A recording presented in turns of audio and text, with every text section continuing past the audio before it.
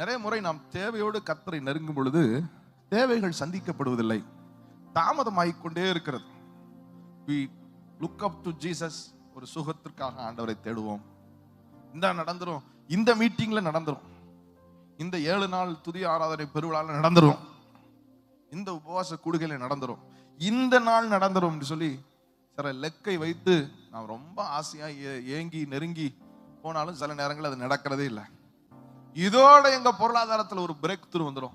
இந்த தடவை நடந்துரும், இந்த தடவையில ஒரு பெரிய மாற்றம் வந்துவிடும் என்று சில நேரம் பொருளாதார பிரேக் த்ரூக்காக ஆண்டவரிடத்தில் நெருங்கி காத்து கொண்டிருப்போம், நடப்பதே இல்லை.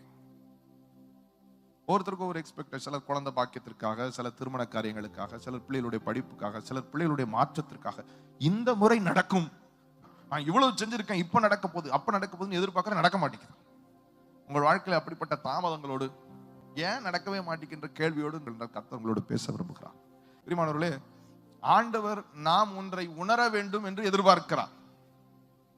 நீங்கள் எதிர்பார்க்கிற காரியம் கை கட்டுறது போல இருக்கலாம்.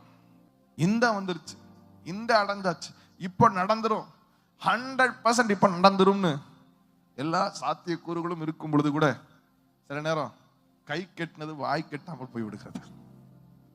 கை கட்டிருச்சே, முடிஞ்சு போச்சு, கர்த்தர் செஞ்சுட்டாருன்னு சாட்சி சொல்லுவோன்னு பார்த்தா வாய் கட்டாம கை நழுவி போயிருது.